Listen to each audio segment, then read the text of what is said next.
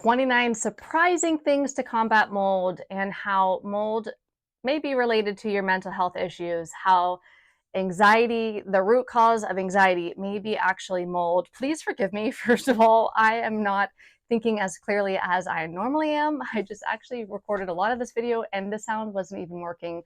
So I'm doing the best that I can. I had a mold exposure yesterday. I'm actually standing in my room where we had a remediation yesterday. You can see there's a quarantine zone here. I've been wanting to make this video for a long time about mold and the possible symptoms of mold and how it might affect our health and how to get better. Really, for a long time, I've been wanting to do this. Actually, even 3 weeks ago, I read a whole book called Breaking the Mold, which I'll link below. It's an amazing book. So I was just like recently updated on this before I discovered.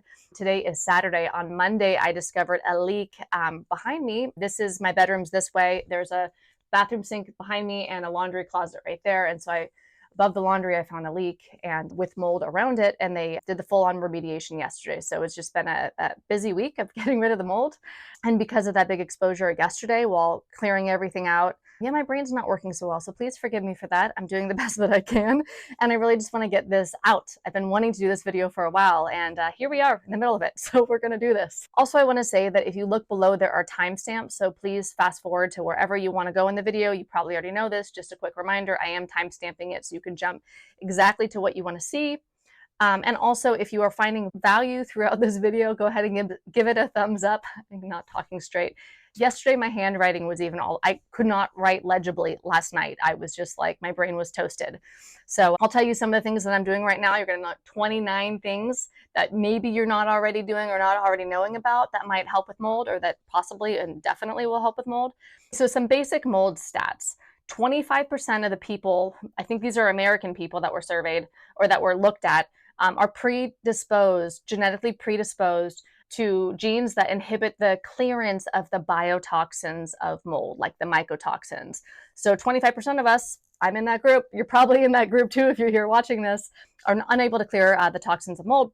And then 50 to 75% of buildings are estimated to be water damaged. This includes houses, so whether it's your home or your office or school or a building that you spend a lot of time in. So the majority of the buildings have water damage, and with water damage often comes mold right after, like within 48 hours. And then 25% of us are susceptible to getting potentially sick or having symptoms from that water damage. So that makes about 20% of us might be experiencing some symptoms related to mold or water damaged buildings. According to the book Breaking the Mold, which literally just read at the beginning of this month, here are some things I'm going to read off for you. Again, forgive me because my brain is not the best today.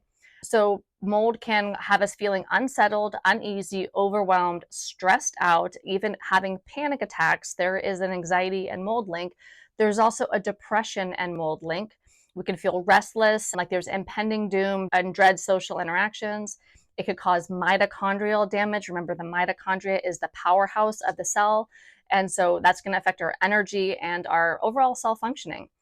It can deplete glutathione, which is a master antioxidant in our body. It can accelerate programmed cell death. It can poison our nerves and our brains, and it can weaken our blood-brain barrier, which means that it can leave the barrier that normally protects and seals our brain open to not only the mold and the mold toxins, but to other things that can go through. Okay, now a little bit on mental health and mold.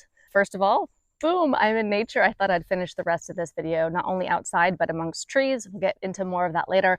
I wanted to read you something from The Mold Guy. He says, many mycotoxins, these are from mold, right? Mycotoxins are neurotoxins, so brain toxins, causing lesions in the brain in the gray matter and the white matter. This directly affects the frontal cortex, causes dopamine dysfunction, which can create psychological disorders like anxiety or depression. These disorders occur when the nerve cells in the brain that make dopamine are slowly destroyed. Without dopamine, the nerve cells in that part of the brain cannot properly send messages. Now here's something from Psych Central, which suggests that exposure to mold can cause or worsen anxiety and depression in some people. It is believed that the link may be related to the body's inflammatory response, which can lead to imbalances of certain neurotransmitters, such as serotonin and dopamine. Now, this is super compelling. This is a study from Brown University and this is a direct quote, We thought that once we statistically accounted for factors that could clearly contribute to depression, things like employment status and crowding, we would see any link vanish, says Shanisa, the lead author of the study and an associate professor in the Department of Community Health at Brown. But the opposite was true. We found a solid association between depression and living in a damp, moldy home. She then noted an analysis of data from nearly 6,000 European adults does not prove that moldy homes cause depression. The study wasn't designed to draw that direct conclusion. However, her team did find a connection. She continues, physical health and perception of control are linked with an elevated risk of depression. And that makes sense. If you are sick from mold and feel like you can't get rid of it, it may affect your mental health. Her team analyzed data from 5,882 adults in 2,982 homes. She continues, what the study makes clear is the importance of housing as an indicator of health, including mental health. Healthy homes can promote healthy lives. Now let's look at how mold is toxic, like how it is. How is mold toxic?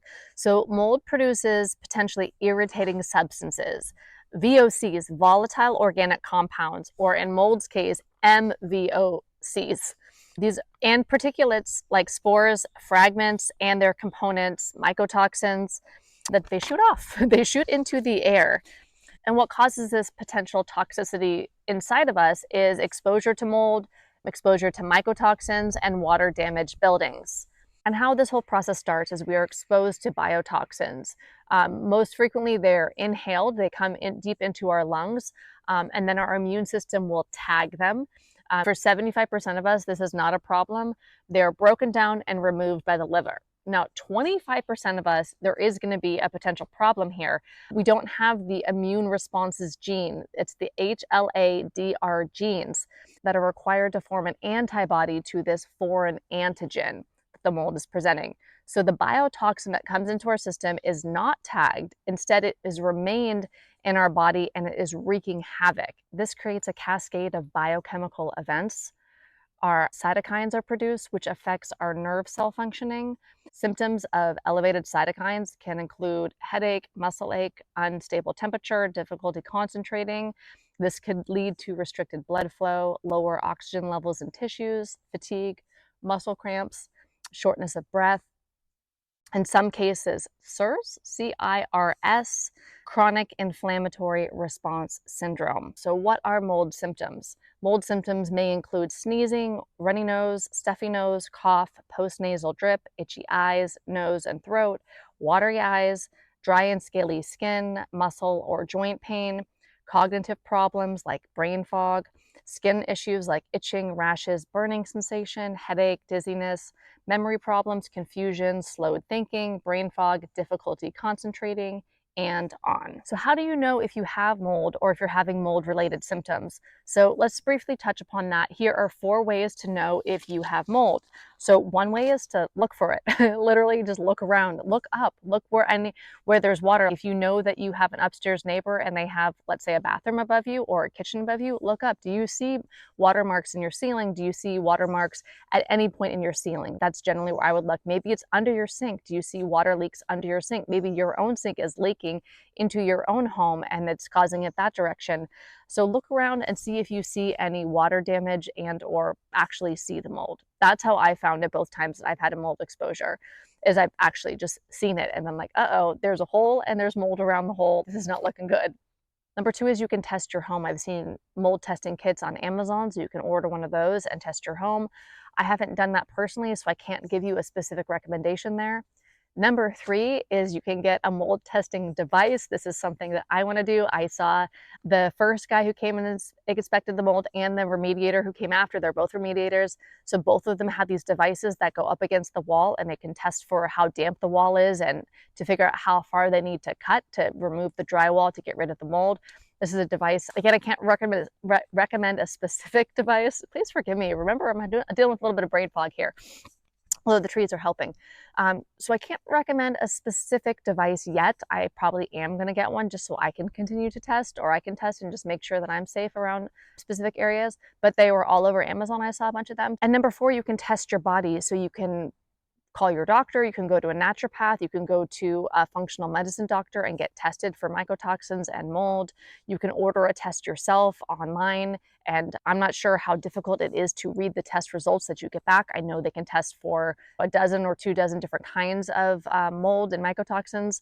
So you can test yourself, you can test with a doctor. So yeah, so you can look for it, you can test your home, you can test your walls, and you can test your body.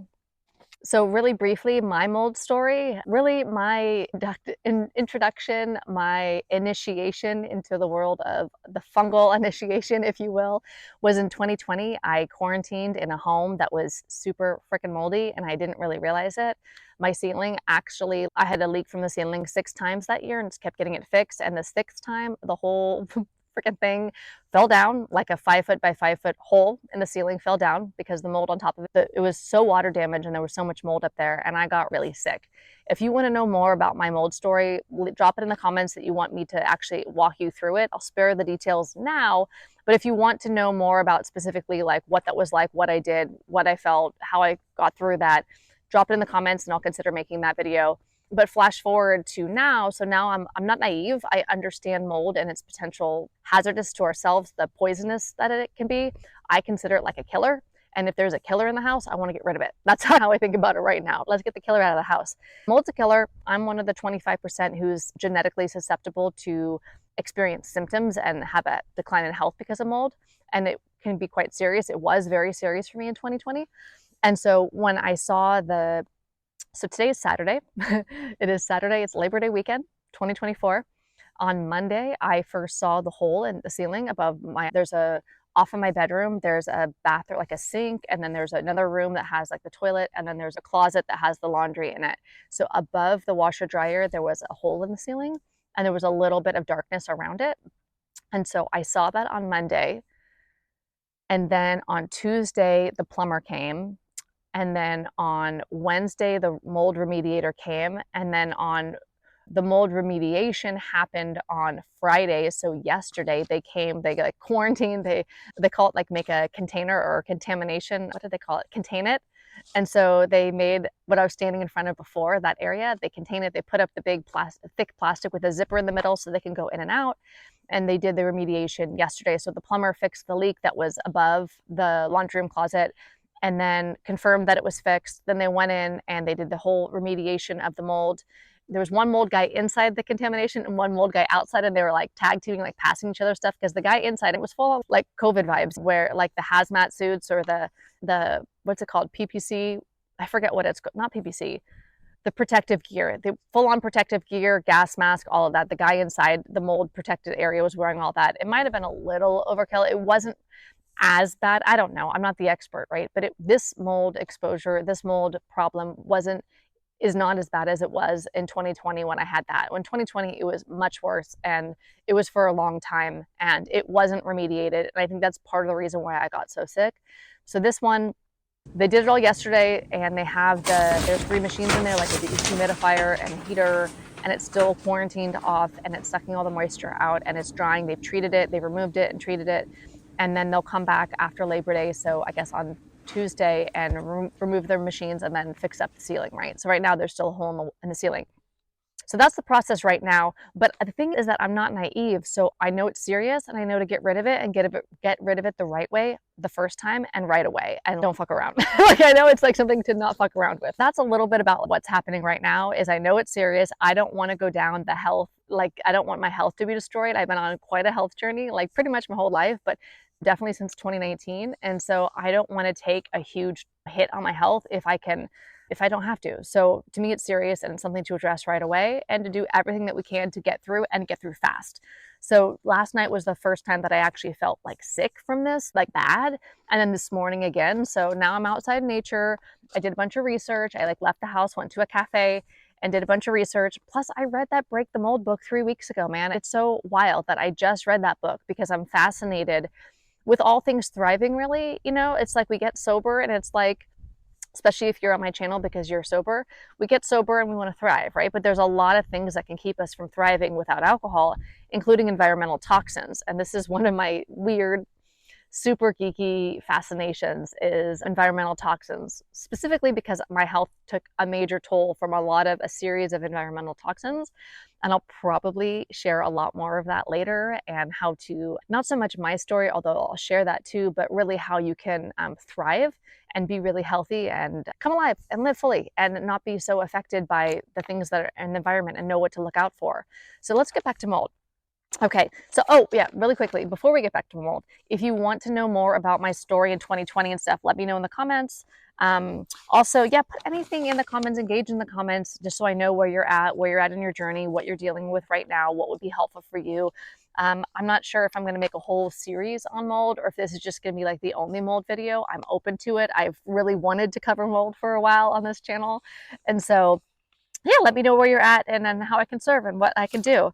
All right, 29 ways to combat mold. This is number 7, by the way. Sneak peek. All right, 1, get outside daily. This is super important. Outdoor air is ionized. This is what I've learned. And getting outside, especially if the mold's inside and inside where you're at, getting outside is going to be very helpful to have a break from any exposure.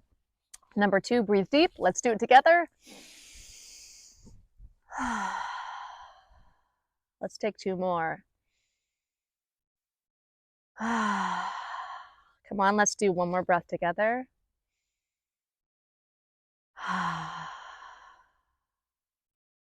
Amazing. All right, number 3, movement. So movement helps the mold get out of our body. It's recommended to walk 10 to 30 minutes a day to get the body moving, get the blood pumping, get the toxins flowing out of you. Sweat them out, sweat them out. I want to pause here really quickly and say that most of these are from the book Breaking the Mold that I talked about, which is from Dr. Jill Krista. So big shout out to Dr. Jill Krista for her book, Breaking the Mold. And I'm so glad I read it 3 weeks before my second mold awakening, if you will. Okay, so number 4, we're doing 4 right now. You're doing 4 with me. Number 4 is forest bathing. This one I'm totally obsessed with. I'm obsessed with the science of it. And obviously I love trees. If you've been on my channel for any time, you know that I love making videos outside around trees, just in nature in general. It's a whole vibe, a whole mood. I feel more connected with my spirit. And yeah, so when I read her book about forest bathing, what I learned there, and then I did some further research because I really love all this, the science of wellness, right? Is that the natural killers, our first line of defense in our immune system, are strengthened and they are multiplied by being around trees. 30 minutes around trees is going to increase the number of our natural killers. They also become better fighters because of the trees. So trees improve our immune system. So if you can get around, trees are your friend. I don't know if you read my book. If you didn't, maybe this is the first time you've ever watched a video of mine. I wrote a book in 2019 called The Heartgasm Revolution. It's about self-love, particularly emotional sobriety and emotions and healing emotions in sobriety, but self-love in general. And there is a section in there called Give Trees a Chance, where I give a shout out to trees. I discovered the magic of trees. Not that I discovered it. It's always been there, but I discovered it for myself. I want to say I was like 2 years sober, and I'm almost, like, next month I'll be 15 years sober. So I guess 13 years ago. Man, my brain is not all here today. Let's move on. Okay, one more thing I'm seeing in my notes. Mold reduces the total number of natural killer cells, and it reduces their function. So we got mold is an immune system killer, right? So a mold is going to reduce the amount and the ability, the strength of our natural killers, and trees increases it. So it's best just to not have the mold and go in trees. But if you're in the mold, get in the trees, get in the vibe of the trees, give trees a chance. Sometimes when I make these videos out in the trees, people like walk by and I know they can hear parts of what I'm saying. So there is that little moment where you're giving trees a chance, talking to your phone in the wilderness, making a video for YouTube, and you never know who's hearing what. Number 5 is vitamin D. So this is part of getting outside, especially if you're getting outside in the sun, you will help your body make vitamin D, right? But also taking vitamin D is so good for our immune system, and it really helps us out. 6 is hydration. Stay hydrated. This is going to help flush some of the toxins out of our system, obviously. And then 7, as I alluded to before, is lemon water. Lemon water is a favorite of mine. It also helps flush toxins out, stay hydrated. It's a must have. 8 is rest. Now, look, some of these are basic, but we have to make sure that we're taking care of the basic stuff, the foundational stuff, in order to give ourselves and our immune system and our bodies a chance to fight off the invader and to get well and to thrive. So make sure you rest 8 hours a night if you can.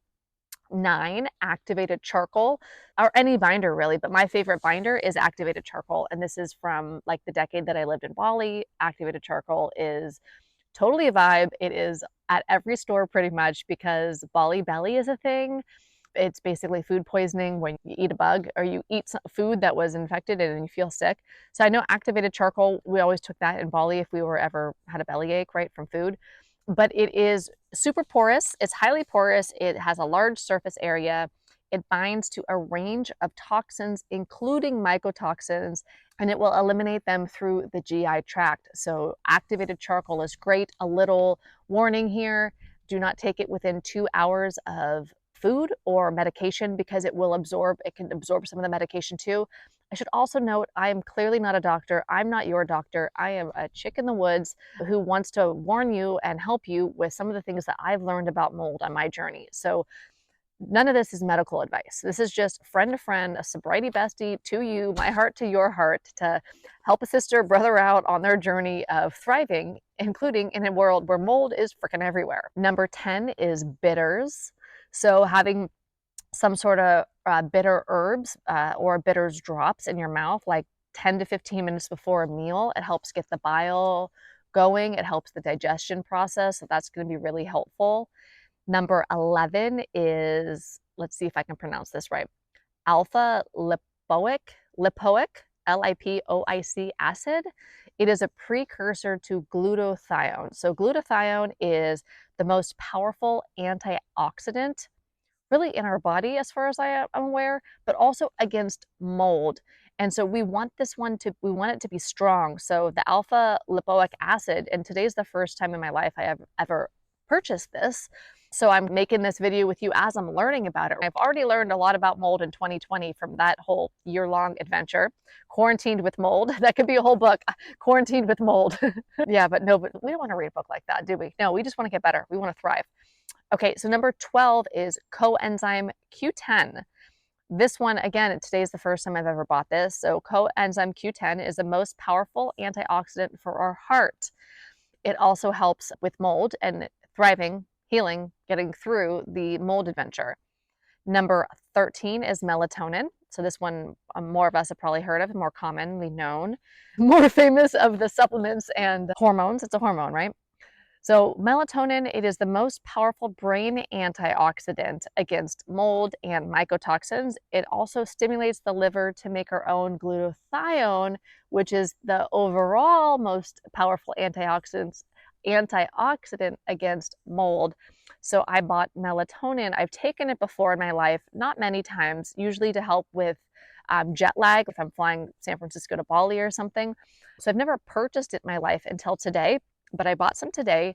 And if you want the recommended dosages, right, I'm not a doctor, but Dr. Jill Krista in her book, Breaking the Mold, talks all about these and how much she recommends that you take. I highly recommend reading that book. I'll link it below if you want to get the goods. Number 14 is sauna. Most of us know this, and if you don't know now, you know. Sauna, so we want to sweat, we want to move, and saunas also get our blood pumping in, are super helpful for us in a lot of ways, but definitely for detoxification. We want to, basically when it comes to mold, the obvious things are get away from it, reduce your exposure, avoid it, don't toxify yourself anymore. Step 1, stop the poison from coming in. Step 2, get the poison that's in out, right? That's it. Step 1 and step 2. All right, 15, this is so cool. Chamomile tea. It repairs the mycotoxin damage. So I got some chamomile tea. I'm going to be drinking it tonight after my sauna, maybe even before the sauna, and I'm going to give that one a go. I love knowing how herbs, plant medicine, essentially, knowing which herbs can help us. Last year, I went to herb school for 6 months and got to learn all about the medicinal properties of herbs. If you didn't see it, almost 2 years ago now, I went down to Peru and did ayahuasca. And ever since then, I've been blown away by how powerful plants can be in medicinally and for healing and to benefit us. Now, Most of the plants are not psychedelics, right? I'm certainly not recommending doing psychedelics. I felt called to go do ayahuasca when I did. Ever since ayahuasca, I just felt this new relationship with plants and the medicinal properties of plants. I've always drinking chamomile tea throughout my life, but I love knowing what the tea helps with. And so getting more in touch with herbs and how they can support us in the different phases that we're in life, whether we're in a mold journey or whatever we're dealing with. I love leaning to plants and trees, plants for support. So chamomile repairs mycotoxin damage. Yeah, chamomile. All right, now let's look at some antifungal herbs for the whole body. 16 is holy basil or tulsi, and we can inhale the fumes while it steeps. I'm so excited to do this later today. I bought some today, and we can drink it several times a day. I got the loose tea from like the bins at the organic store. Get organic, of course. You don't want pesticides on your herbs. I'm going to boil the water and pour it in onto the leaves. And as it's steeping, I'm going to put my head over it and breathe it. And then I'm going to drink it. I'm super excited about that. Number 17 is thyme. The same thing can be done with thyme. You want to inhale that into your lungs for a whole body antifungal. 18. Now, this is the first time of me really getting into this herb here and learning about it, or this plant medicine. So 18 is olive leaf, whole leaf extract. Again, this is from the book, Breaking the Mold. So it's antifungal, it boosts the immune system, and it protects the gut lining from mycotoxin damage. How cool are these herbs? Like, I'm obsessed. Are you obsessed with herbs? What's your favorite herb? Put it in the comments. Side note, love plant medicine. It's totally making me, like, lighting me up. Yeah, I love knowing this. 19 is nettle. Nettle is one of my favorites. I remember hearing about it before herb school, like stinging nettle, right? But then when I actually made it for the first time and drinking nettle on a regular basis, it has super nourishing. There's so many vitamins in it, but nettle also helps with mold. So I got some nettle as well, some loose leaf nettle that I'm going to have as tea. And then 20, so this is killing the mold in our sinuses. So what happens is the mold, we usually inhale it, right? It goes into our nose and it could set up camp in there. So we want to go through and do nasal antifungals. I picked eucalyptus. There's a lot of them that you can use in our nose for antifungal purposes. There's cedar, rosemary, and eucalyptus. I specifically, those ones, specifically eucalyptus, because I was really interested in the whole forest bathing thing. And there's chemicals that trees emit that help with our natural killer cells, as we talked about. But the essential oils also, there's been studies with the forest bathing chemicals. I forget the name of the chemical right now. Remember brain fog? Can I blame it all on brain fog? Or maybe I just don't remember. Blame it on the mold? Maybe not. Gotta blame it on something. So the chemicals that the trees that some of the trees give off, that gave us the concept that came from Japan about forest bathing, right? That strengthen the number and the ability of our natural killer cells. Those chemicals are in very specific trees. So those trees include cedar and eucalyptus. That's why I got eucalyptus today for the first time ever. I bought eucalyptus essential oils. What I'm going to do with it is I'm going to put a couple of drops in this spray bottle and I can spray that around my room. But really, to use it medicinally, it's to inhale it, to put it through the nose. I don't have a diffuser, or is it called a vaporizer? I want to get a diffuser. Maybe that's something I'm going to be looking into this week. I actually don't anticipate that my mold problems are going to last longer than a week this time, because it's caught right away, remediated, and we're moving on, right? Fingers crossed. But I love the idea of having a vaporizer or a diffuser in general. Forgive me for all this. I'm new to essential oils. Remember, I'm just your friend in the woods trying to help out another friend who's suffering from mold. So I'm not the expert on this stuff. I just wanted to share some of these unusual ways that I literally didn't know most of this stuff in 2020 when I was super effed up from mold. This is what I wish I knew when I was in the thick of it that I didn't know. I just didn't know this stuff. So I didn't have all the support for myself. So now I'm totally into, let's bring in all the plant friends, let's bring in the trees, let's bring in the lemon water, everything that we can do, right? And of course, sweat it out. So I picked eucalyptus as my nasal antifungal. It sounds weird. They build colonies in our nose. I think that's what I read. It's kind of disgusting. Mold colonies in our nose. Number 21 is polyphenols. And for this one, the recommendation is decaffeinated green tea. Now, the recommendation was also to not drink coffee, but I don't know. I'm going to keep drinking coffee. I know coffee can tend to be moldy. I drink organic coffee. I try to eat everything organic. Now, a lot of this stuff is not cheap. Some of these things are not cheap. And so I know it's not accessible to everybody. That's also why I made the list 29 things so you can find what works for you on here. But obviously, if we're trying to look at health, eating organic as much as possible is important so that you're not putting those extra toxins into your body. You probably already know this, of course. 22 is limit foods commonly containing mycotoxins. For me, the list was a bit longer.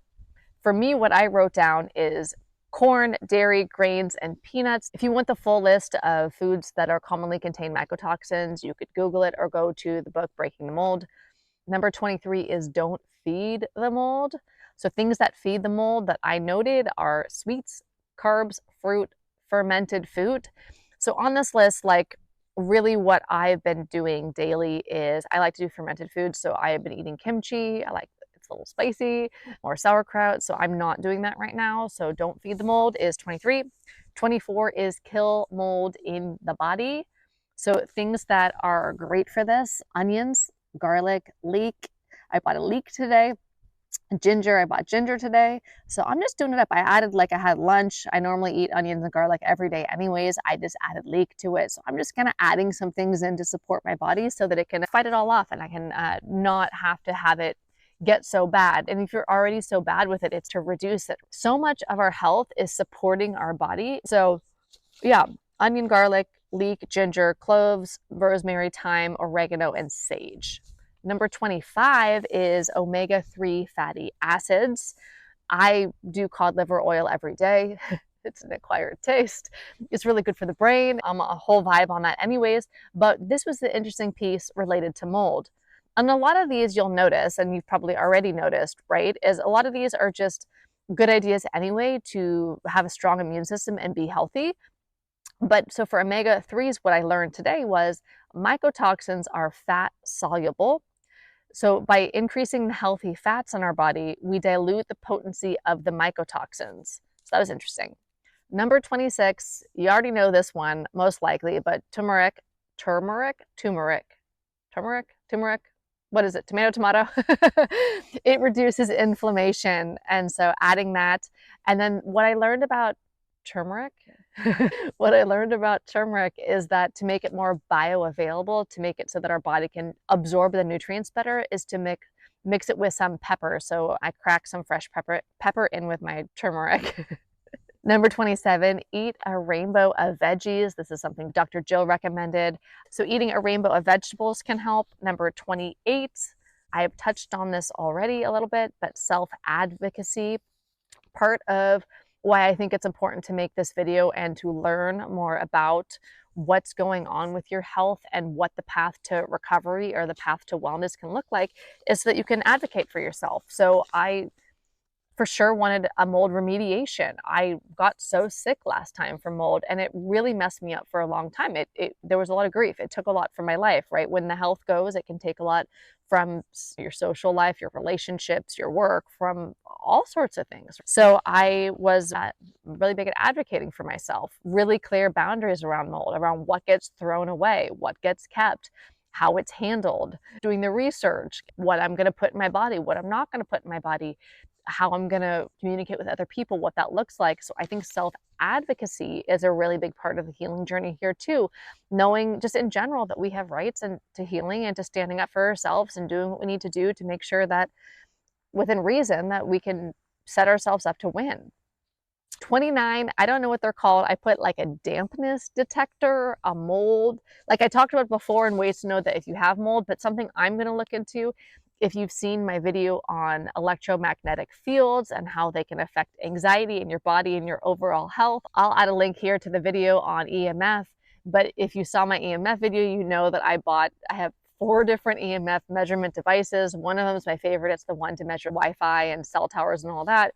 But I'm thinking about getting a mold detector. I'm not sure what they're called. A mold, like a handheld, with the device that I saw, the 2 mold remediators. And now remember, I've never spoken to a mold remediator in my entire life. This week I spoke to 2 at length with both of them, asked them all the things. So I know all about mold remediation now from a spectator point of view, right? And so they both had a device that they put up against the wall to measure, to figure out how much of the drywall they needed to cut out, depending on how damp it was. So you can check for dampness. So if I know that there are vulnerabilities in my home, like for example, in the laundry room, like if that pipe leaks again and there before I could test it every month. I could test it every 3 months. So before there's even a hole from the water dampness and the mold grows, I'll already know that it's getting damp. And if it's getting damp, that's not good. So to nip it in the bud. So that's something I'm going to look into. I can't recommend a specific one because I haven't bought one yet, but I saw them on Amazon. Now there's some really cheap ones. I'm not interested in getting one that doesn't work well. So I'm going to look around and do some research and figure out what a good one is that's within reason, a reasonable price, and then see if it makes sense to actually buy one and own one so that I can test myself to see if it's something is looking damp in a vulnerable area. I think that actually might be helpful for somebody who has a vulnerability in their house. If you're staying in your home, like in 2020, I moved. I had to move because it was so bad there.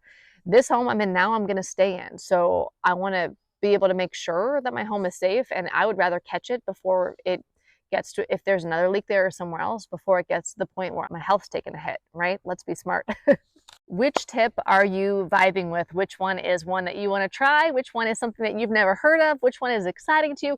Which one have you already tried that works so well? Please leave in the comments what's inspiring in you, what's stirring up in you, or whatever you want to share with somebody else. A lot of us will come to videos. I know I do this too.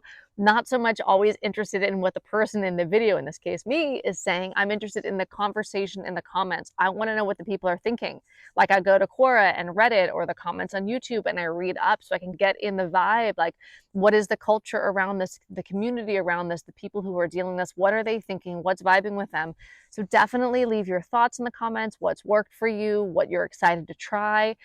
Definitely join the comments and the conversation. I'll see you in the comments, but so will the other people who are watching this video who could be helped and inspired by you, or who might answer your question that you have that can help you get better. Thank you so much for joining me in the woods today. That was 30 minutes in the woods. My natural killer cells, my immune system is thriving, much stronger than before we had this little talk in the woods. Actually, I do feel better. I feel so good to be outside. Let's get healthy. And honestly, though, if you're really suffering from mold and that's why you're watching this video, you have a loved one it is, I wish you and your loved ones much peace and much freedom.